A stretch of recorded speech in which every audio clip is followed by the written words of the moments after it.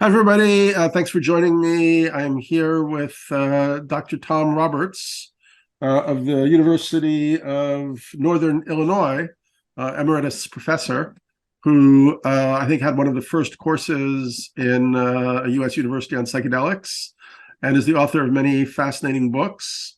My personal favorite of his books is the Psychedelic Revolution of the Mind, which left me with some ideas that, yeah, I still think about constantly in relationship to the future, in relationship to consciousness. And but Tom, was that your first book or your first book on psychedelics? No, my first book is practically unknown. It came out in 2006 and was published by an academic press in Great Britain. Oh, cool. Actually, this contains the early version of a lot of the ideas I'm still trying to work with and improve. So 2006, with almost no sales. So yeah, so you've been kind of reading the beginning of MindApps, which I guess is your last book. Uh, Yes. I saw kind of you discussed your history with the Alan Watts lecture and early conferences with Stan Grof and so on in like the 70s. So you've been kind of involved with this movement for a long time now. Um, and and that, I mean, it's become a little bit kind of almost like normal now that psychedelics are such a hot topic that people talk about psychedelic revelation and how it like changed them and so on. But clearly for you, it launched you on your whole path, on your whole career. Maybe you want to talk about that a little bit. Yes, I'm really lucky to have sort of stumbled into psychedelics. Um, I wasn't interested in psychedelics at all early in my career. I had a course with Willis Harman at Stanford called The Human Potential. And he is someone who did some of the early work in psychedelics. And in that class were a select group of graduate doctoral students in Stanford. And a married couple were in there, and they started talking about their own psychedelic experiences. And this is the first time I'd ever heard anyone talk about the psychedelic experiences.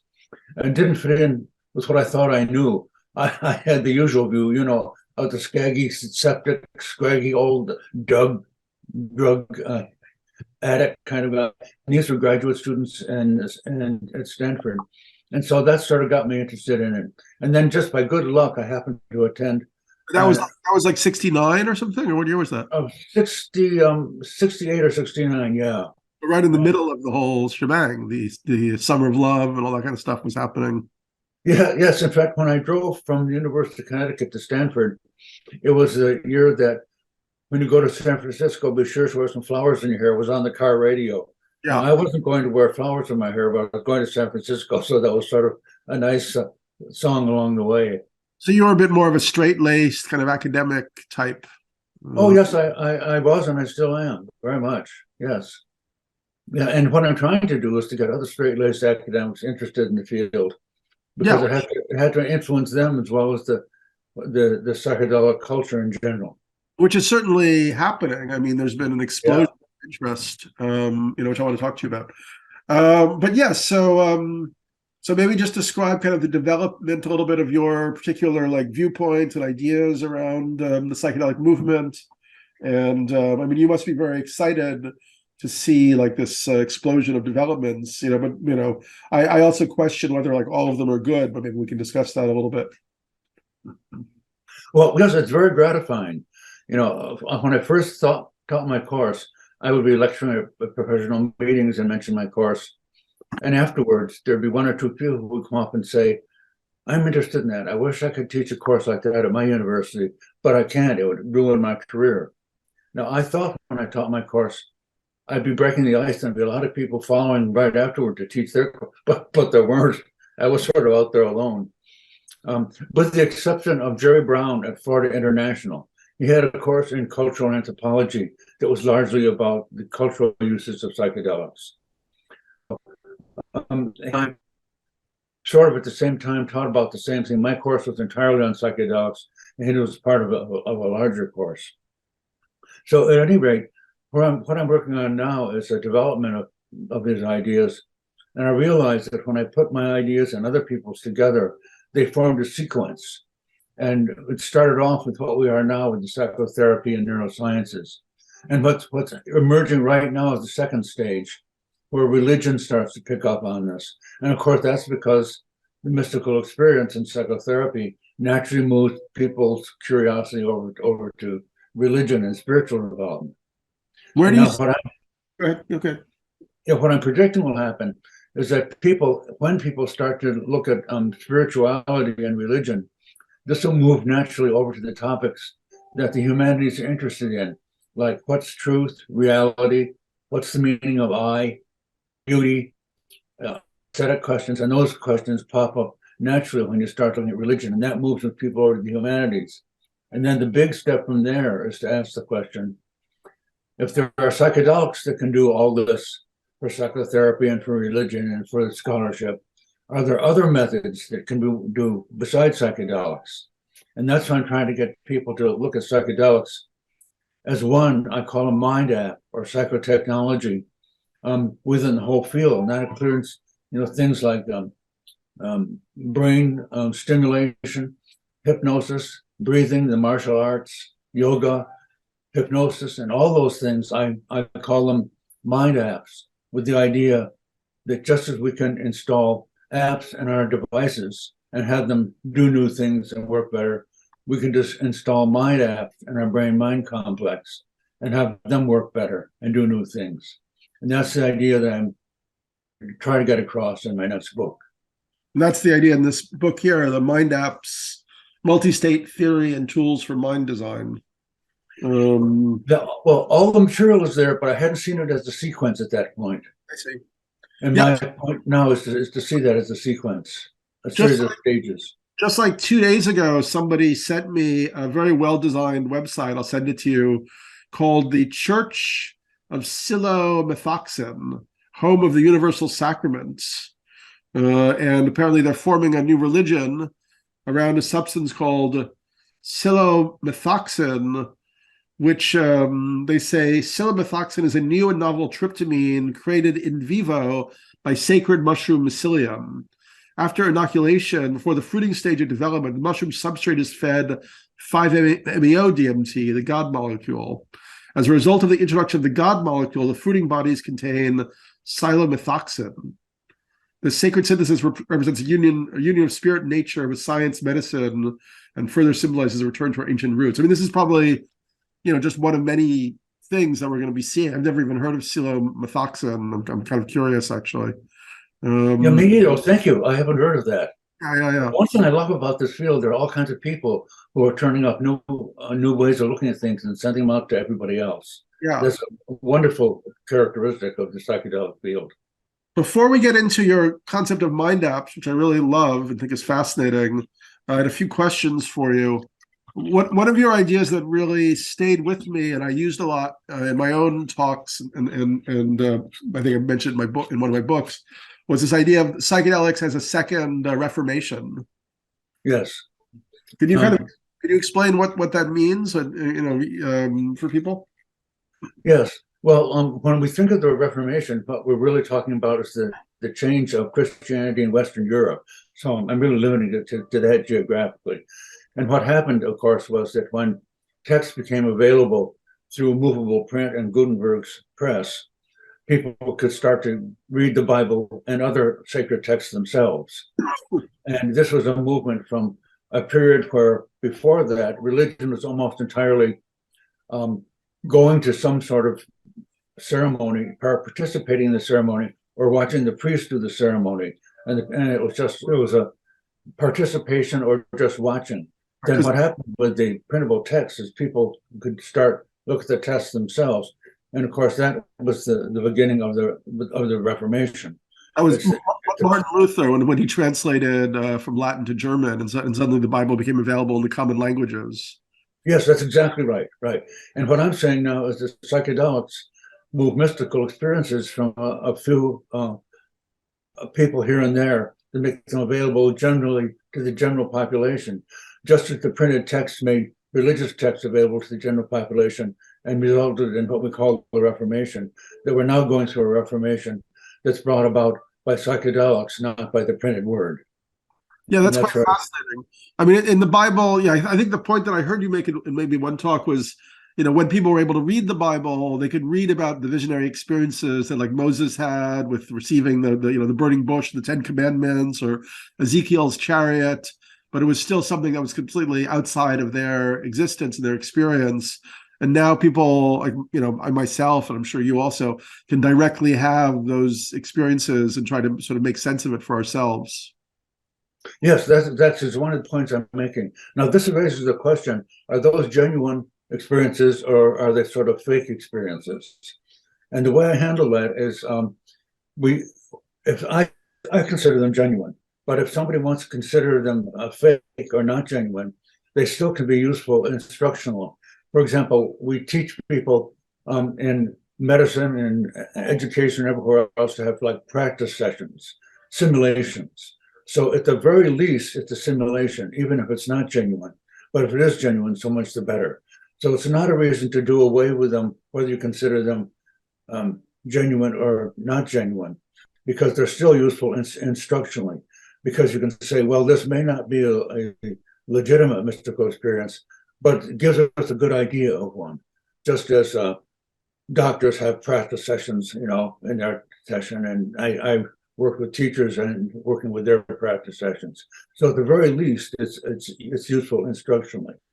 I don't think that idea is going to be resolved, at least not within decades, because some people say you can only have a mystical experience by doing this, that, or the other thing, or if you're just lucky, like Aldous Huxley said, it was gratuitous grace, just something that happened.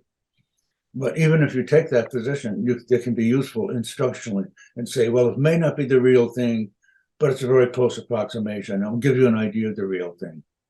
That's fascinating. I don't, it's hard for me to understand that distinction, because phenomenologically, if somebody has the experience of like unity consciousness, of the dissolution of time and space, of, the voice of the creator, like speaking through them, what else do you need? Whether it's something that happens as the result of, a tryptamine that's, quite similar to serotonin, or as a result of fasting for 10 days on top of a mountaintop, what's the actual difference? Well, that's based on the assumption that what makes something genuine is having the identical experience between the psilocybin one and the sort of natural one. But there's some people say it's not the description of the experience itself, it's the source that's important. And the source has to come from God or whoever. Okay. And so if you take that position, then anything else is not legitimate. It's a psychological, theological position.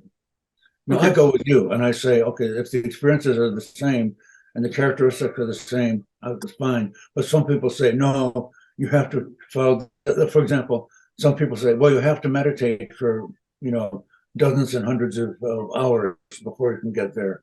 Or you have to believe in so-and-so leader in order to get there. Terence McKenna used to joke about how, people said, oh, you can't do psychedelics, it's a shortcut. And he was like, well, look, in life, you take shortcuts. Like if there's a way to get across a field, if I'm trying to get to a town and there's a shortcut, I'll take right. Okay, so I could drive to Chicago or I could walk to Chicago. I'd rather drive. The shortcut, you're not having the true experience then, I guess. Yes, right. So in the psychedelic future of the mind, I was also very struck by the way you approached suggesting a different idea of the singularity. Because at the moment, I think there's still a lot of belief in sort of techno progressive circles that the future of humanity is, we're going to go to Mars, we're going to be, fused with computers, we're going to have AI chips in our brain. And you were sort of suggesting in that book that maybe that's a different direction, would be a Neuro-Singularity. Well, yes, I think that clearly we seem to be moving in those directions. But the other direction too of let's say the brain stimulation can be brought out through light and magnetism and those minor electrical jogs, and also there are molecules that are light sensitive. You can put those in the brain and then show the light on the brain, and those molecules will light up and activate those parts of the brain. So those are all directions that we can go. So I'm seeing everything from vision quests and Native American vision quests through, let's say, these very technical things are all mind apps. And we should see them all as part of this same group of things, not as seeing them as opposed, but there are other ways of improving our brain-mind complexes by installing these new apps. Yeah.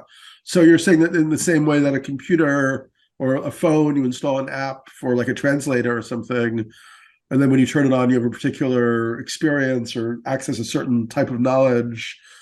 I mean, one of the things that I thought was very interesting in both MindApps and Psychedelic Future of the Mind is you talk about how maybe there's different knowledge that becomes available, different possibilities that become available in different body-mind states or mind-body states.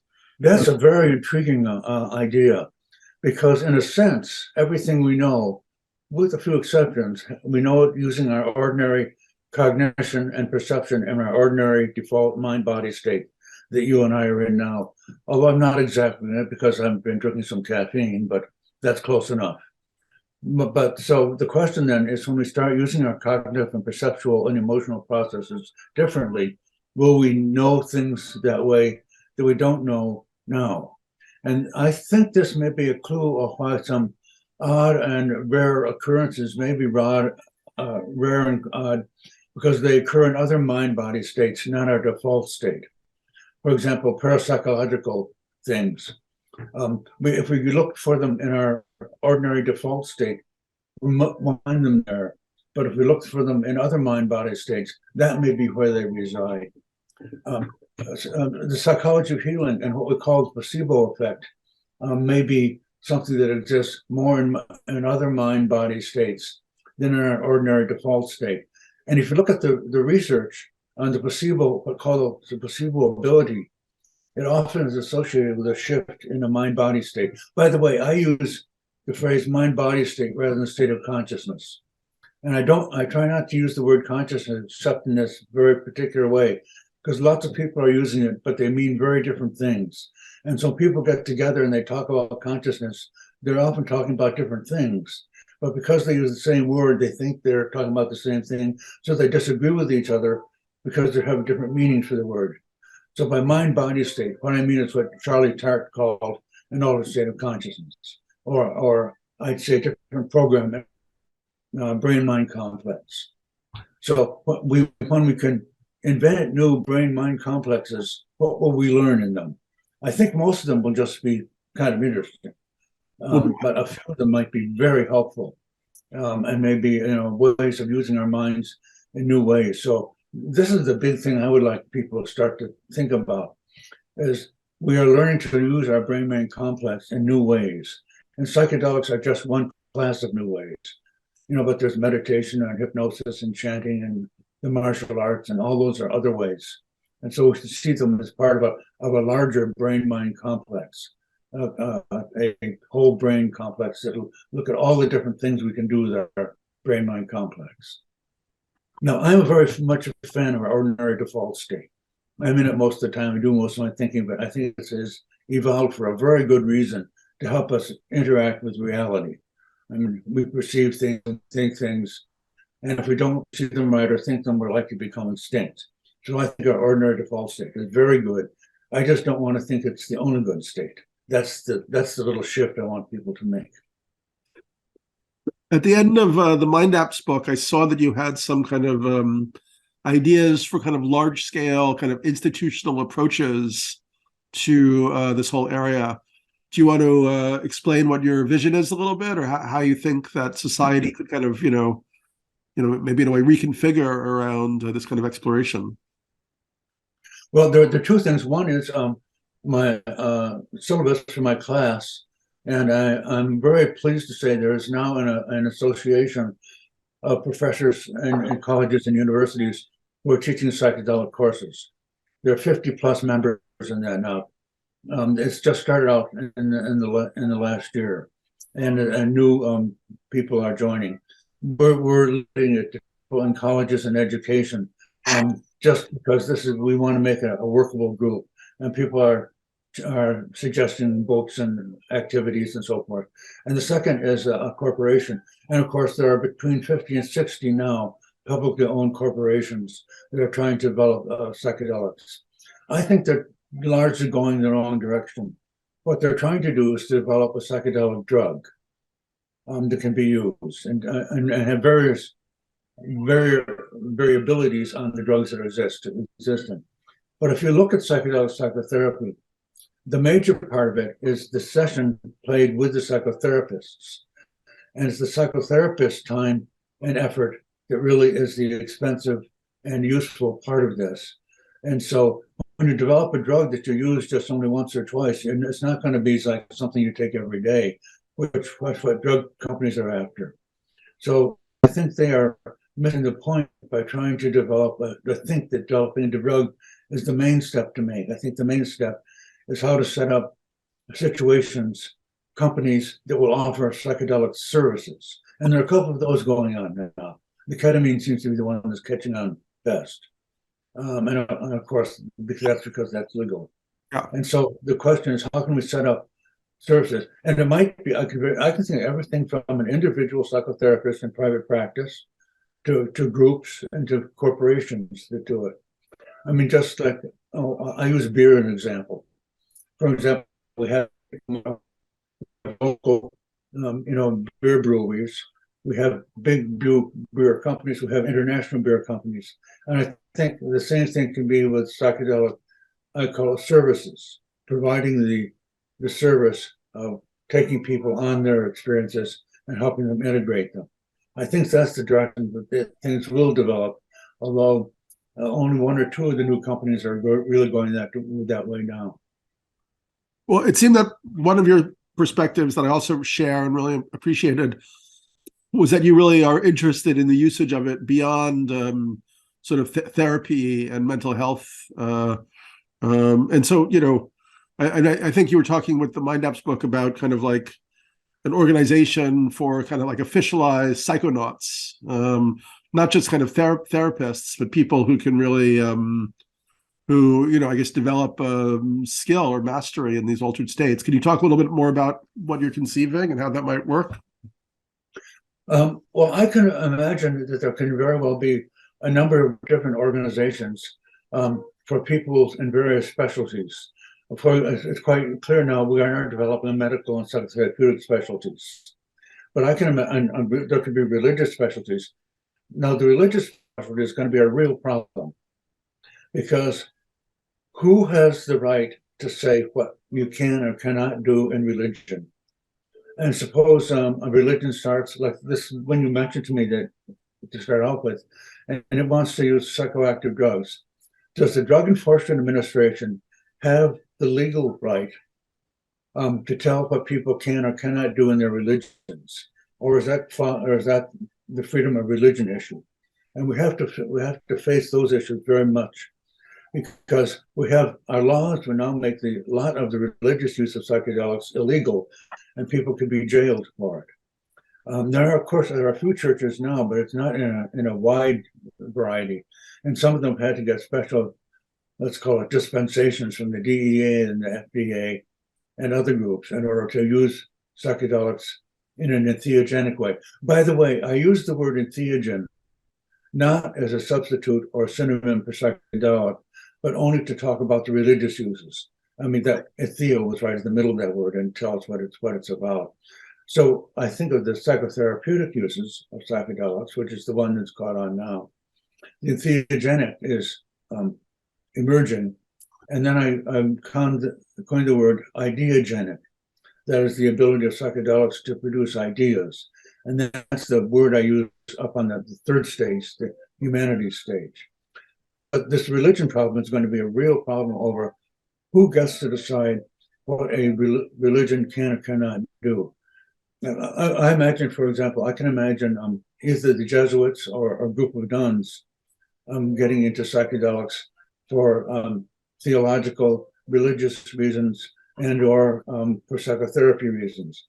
Let's say a group of nuns, let's say the Dominicans want to open up a place to help people with psychedelic psychotherapy, which they would do within their particular Christian framework.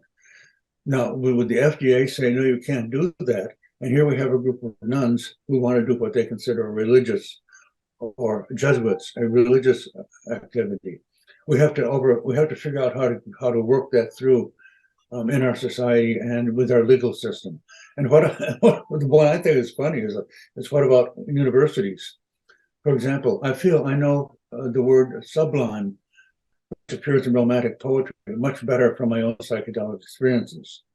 Now, so could we imagine a course for students or graduate students in English literature or comparative literature in which they would have a lab experience so they can understand romantic poetry because the word sublime or sublime. Now, I can imagine that situation, but I don't see how it could happen. I would not want an average professor of, say, 19th century English literature to guide people on a psychedelic session. I think that would be just terrible. But we need to develop people who can do that. And just in psychotherapy, they develop psychotherapists who can lead psychedelic sessions. We need to make the parallel moves in religion. Religious people, by religious, I don't mean associated with a particular church, but I'm spiritual.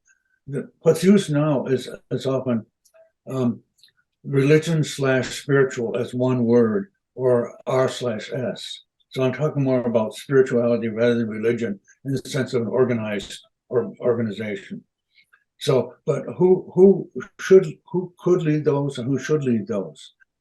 I would not want any ordinary clergyman out there to lead his congregation or me in a psychedelic experience. I don't think they're qualified for that.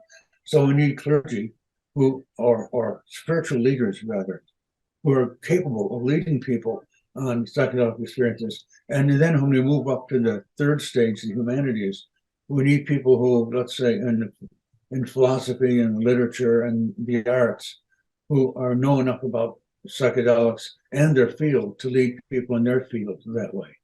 So there's a huge amount of development to be done. Now, that big imaginary corporation that I imagined is that one of the divisions they might have is to provide or to have people who are capable of leading psychedelic experiences and then make them available to these other groups, like to religious people or to people in the humanities and philosophy, so that there would be people who are capable of leading and integrating psychedelic experiences with people who have particular interests, like religious and scholarly interests.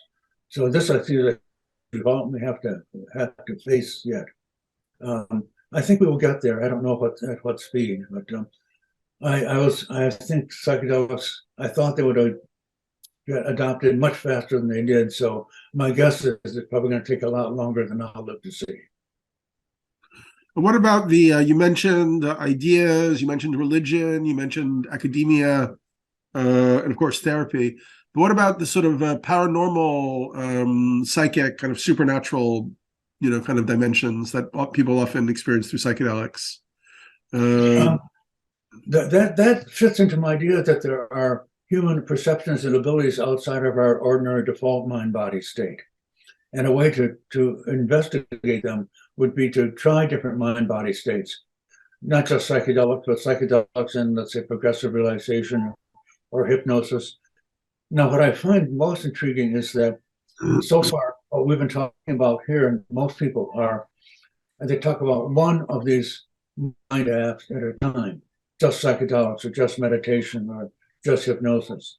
Now, if we consider those as being ingredients, we could combine them into new ingredients and produce mind-body states that have never been produced before.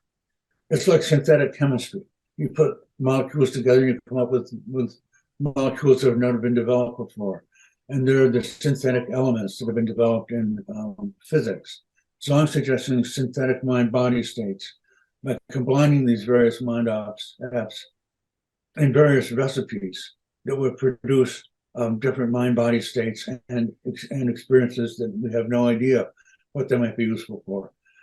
So like somebody might do an hour of holotropic breath work, then 20 milligrams of DMT. Yes.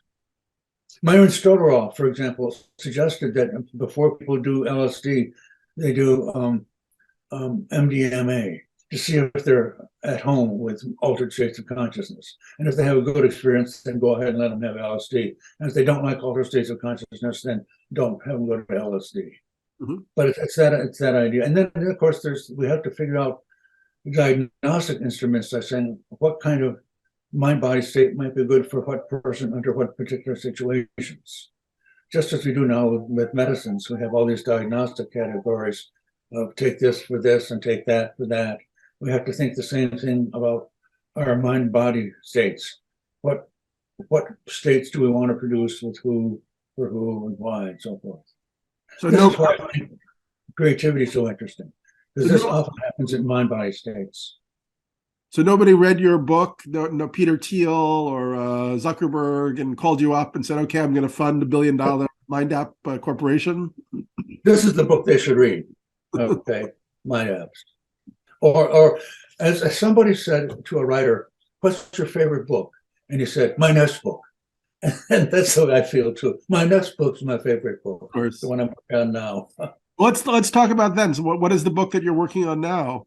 And I want to commend you for being 85 years old and still productive. I mean, that's quite an achievement.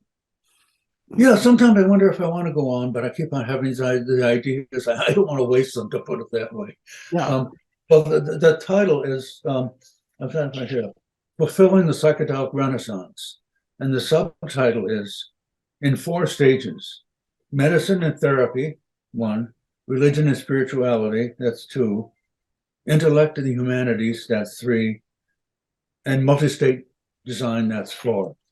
And what I'm doing is presenting this overall view in chapter 1, and then using chapters to demonstrate each of the others, except I'm not doing psychotherapy and then neurosciences, because that's covered beautifully now. And anything I would write would be out of date by the time it's printed. And you know, I mean, that field is coming along so fast, every day, practically this good stuff.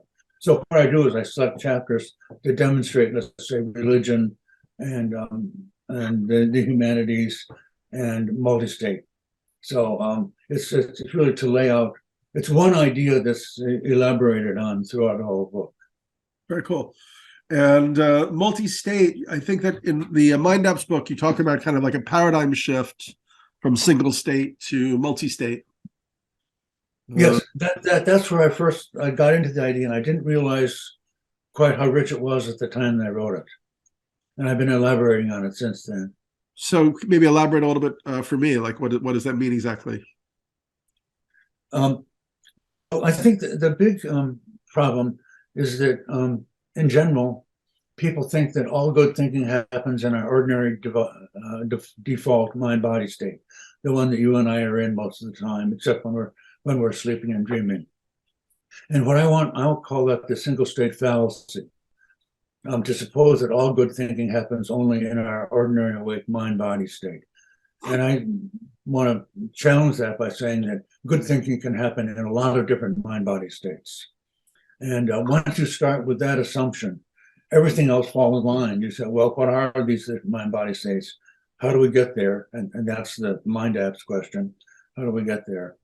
And can we put them in MindApps in different combinations and come up with mind-body states and thinking and cognition and feeling and perceiving that are different and never been experienced before? You see, this is an opportunity using the human brain-mind complex to produce a mind-body state that has never been produced before. Let's say you include brain stimulation, LSD, and meditation, various type of meditation. Put those together into new recipes, and you produce a mind-body state that's never been produced before. And of course, there's not just the elements in the recipe, but more of one and less, like you're baking a cake or making a stew. You can put them. I like to use minestrone as an example, because there are all these different vegetables and stuff you can put in minestrone in different combinations depending on what's available that season.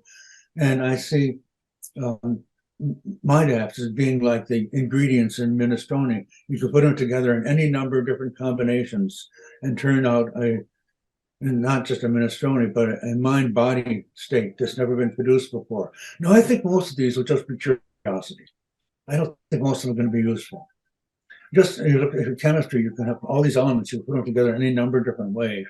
Most combinations are just curious, but there are a few that are really useful. And I expect the same thing will happen with mind-body states. A lot of them they'll be curious, but a few of them might be very, very useful. And I think healing is going to be one of those. And also, now this is where the parapsychological abilities come in. They may exist or be stronger in other states.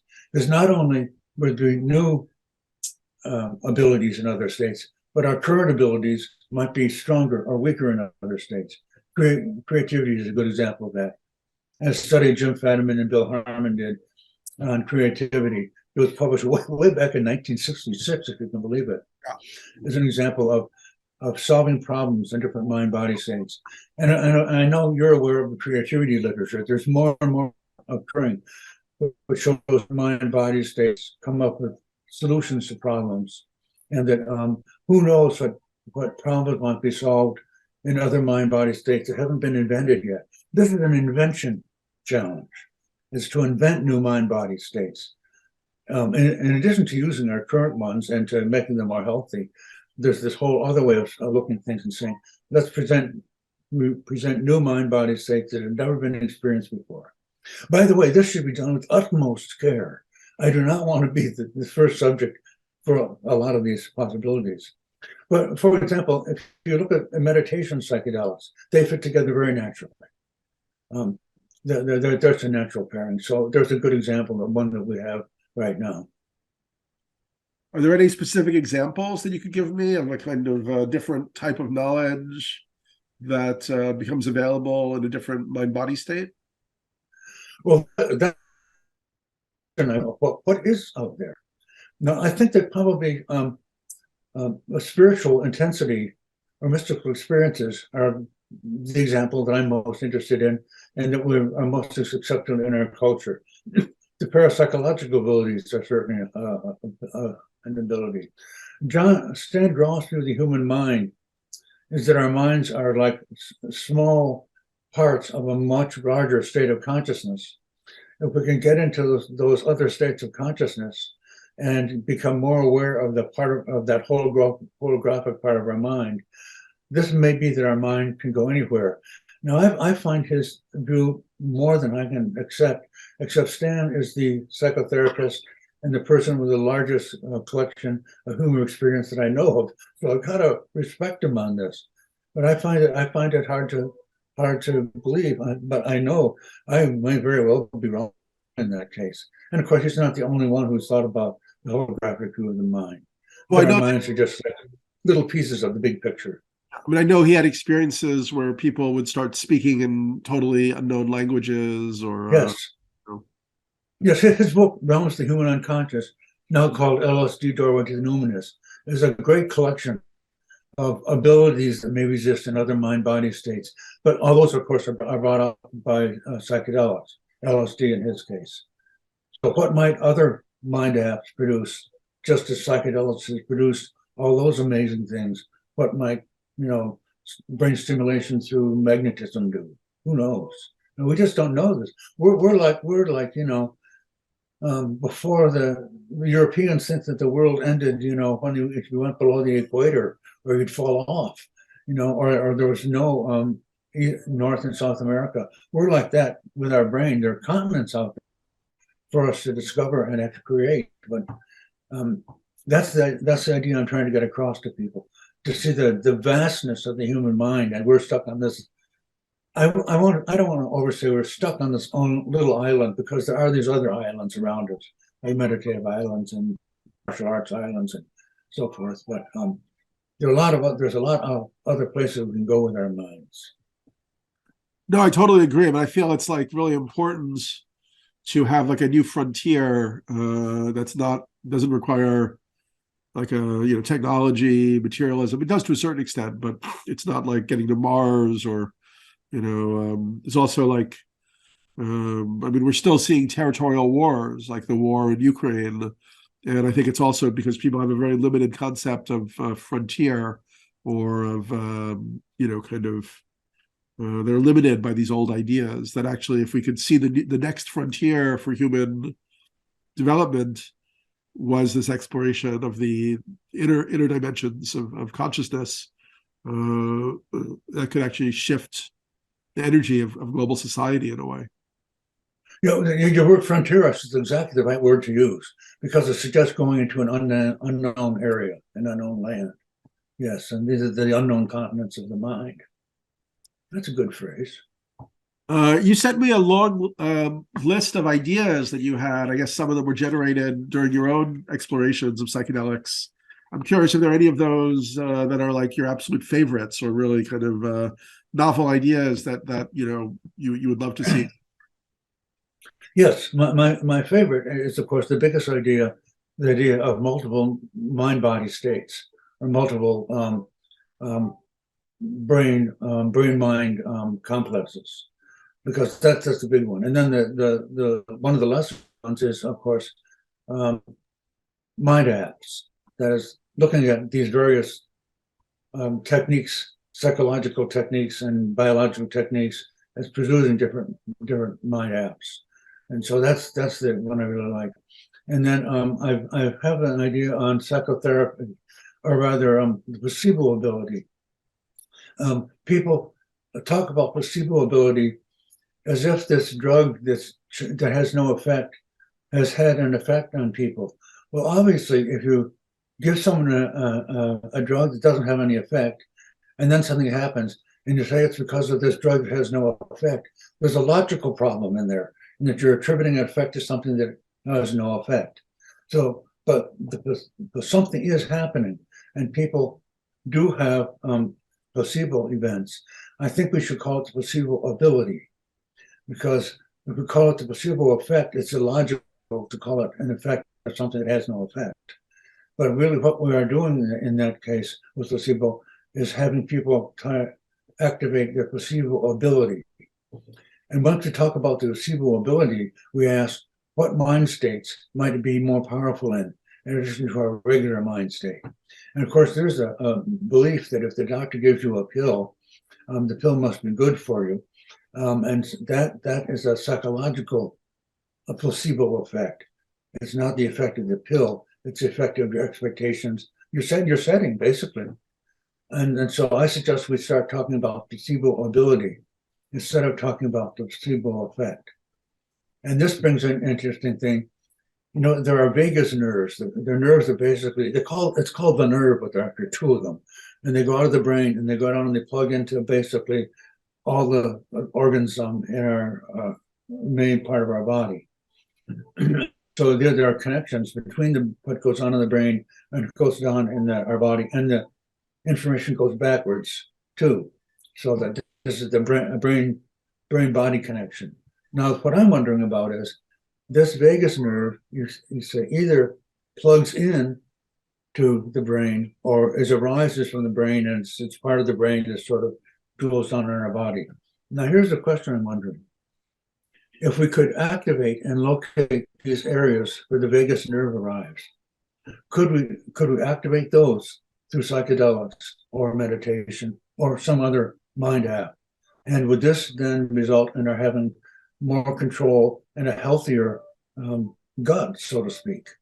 And I would like people who are looking at psychedelics in the brain, the neuroscientists, to start looking at the effect of psychedelics on the vagus nerve, and the parts of the brain where the vagus nerve either arises or comes out of, which are however you think what plugs in there. I think this would be maybe a cue to improving our ability to voluntarily control our guts and glands, so to speak. I really think there are great dissertations to be written on psychedelics and the vagus nerve. Have you heard of the Persinger and the God helmets? Yes. Yeah, I read about those a long time ago. And I haven't seen anything about those for a decade or more, I guess. Have you run into anything?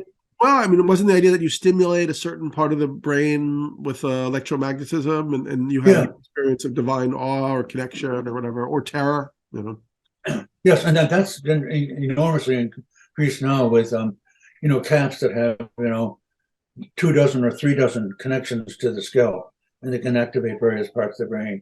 And also they can with magnetism and with these molecules that will light up when and be active when light hits them. So you have a molecule that will go to a particular part of the brain, then you shine a light in, and if that part of the brain becomes active. I'm wondering, could this be a possible way of teaching people things like people have a hard time learning language or learning math? Would it be possible to activate the brain? And also, there's this wonderful field of neurofeedback that I think needs to have more attention to it. And that's the ability to pick up part of the brain that you want to be active and have the person imagine things, think of things. And when that part of the brain becomes active, a little light will come on. It's biofeedback, basically, of the brain. And you can teach people to activate those parts of the brain by seeing, a sound or a light or even a little bit of pleasure. And so this would be neurofeedback as a whole. I wish people would. I'm sure people are looking at that. I haven't run across that very much. And I think how do psychedelics interfere or interact with neurofeedback? I think there are great possibilities there. Again, this is an example of taking two MindApps and combining them for their joint effect. Has anybody done kind of a catalog in a way of all the possible, MindApps, technologically and natural? Michael Murphy, the guy who founded Esalen, wrote a book years ago that looked at a lot of these things as of, I suppose it's 20 years ago. Oh, and there was a book from a professor from Southern Illinois University. I've forgotten the name. It probably is 5 or 10 years old. I think this would be a wonderful project for a person, or actually, it would take a huge foundation to do this. And there could very well be a whole college within a university that looked at these various MindApps and how to use them, how to put them together, and things that how they might be useful, where they wouldn't be useful, and so forth. I mean, because every one of the look, you and I all know all the research that's gone on with psychedelics. Now let's say psychedelics as 1 out of 50 or 60 MindApps. We can ask the same questions of every one of those other MindApps, and that's to say nothing with the combinations. Right, the possibilities are absolutely endless. I really mean endless, because there are all those possible recipes you could have of all these different ingredients and from MindApps, and put them together in not only in different combinations, but different amounts within the combination. And this is a never-ending project. Did you ever look at Joseph Chilton Pierce's work at all? Yes, yeah. And I met him at a talk once. He wrote a book. That's getting the idea. I've forgotten the word he uses. He wrote a book called The Biology of Transcendence, another book called The Crack in the Cosmic Egg. Yeah, I remember Crack, yeah. He talked about, I think when he was young, he went through a stage after he lost his love affair or something, where he went into this completely sort of detachment state where he had super abilities for like a number of months. He had like super strength, like super psychic powers, and then it faded out. So it was like a mind shift, caused by a tragedy or something. But it was super fascinating. To me, that's an example of someone being in a different mind-body state, and his state probably emotional and physical, and coming up with different abilities in those states. So the abilities that we think are rare or unusual, or even quote impossible, may be rare or unusual or impossible because they reside in different mind-body states, and we've just looked for them in our ordinary state. Now, with some exceptions, and there's some nice exceptions to that.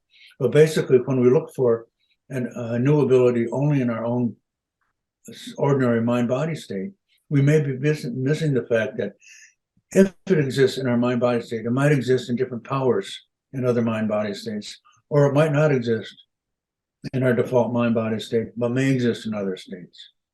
So this is that unlimited view of the human mind that we have to start addressing. Cool. Well, Thomas, we'll be talking about an hour. Might be about time to wind down. It's been good to connect with you in this, normal waking mind-body state. and to kind of review your extraordinary work and amazing thoughts. Anything you want to add in kind of like summation or conclusion, or anything particularly you want to share with people? I mean, you can also talk about where they can find your work and so on, if you want. I have a page on Amazon, and if you look up my name, include the B in the middle, Thomas B. Roberts. There are dozens and hundreds of writers, Thomas Roberts. I'm in one area, and every now and then they'll say, "Are you the author of this?" And it'll be some abstract thing in some field I've never even heard of, because somebody's written. I mean, if they use like T. Roberts, imagine how many T. Robertses there are out there who are authors. So include the middle initial. And also, I have a website on academia. I think academia is available to everybody, and there are almost 200 little items out there that I put out there. Some are talks, some are PowerPoints, some are early draft papers I've written. Now, at the time, I didn't think they were early drafts. I thought the final thing, and then you know how it is when you write. Oh, you got to add this, or you got to, I have the same thing. So there are several versions of the same idea that'll appear, and it's just academia. I think it's .edu. It might be .org, and it's a very rich site. Professors all over the world put their articles out there, and you can put in any topic you're interested in and find people who are specializing in that field and everything they've written, or a lot of things they've written on the topic. So that's really the best way to go. I'm on ResearchGate to a lesser extent, but I have maybe two dozen articles on there. Cool. And the main books, Psychedelic Future of the Mind, MindApps, anything else? Oh yes, there's psychedelic and spirituality. Now I only have the Polish edition to show you, but the English one is Psychedelics and Spirituality. It's a new title for a book that's had previous titles. So the previous titles, let's see. This is the original title. Bob, Jesse, and I put this out. Okay. Psychoactive Sacramentals. Right, cool. Yeah. But it's the same. They're the same. So if you have this, you've already got the other two. Okay, cool. Right on. Oh, well, they're little minor differences, but basically that's it. Great. Well, thank you so much. It's great to reconnect with you, and a big fan of your work. And let's look forward to your next book. Oh, thank you for letting me talking about my favorite thing to talk about. So have a beautiful Bye. day. We'll speak soon, I hope. Yeah. Ciao, ciao.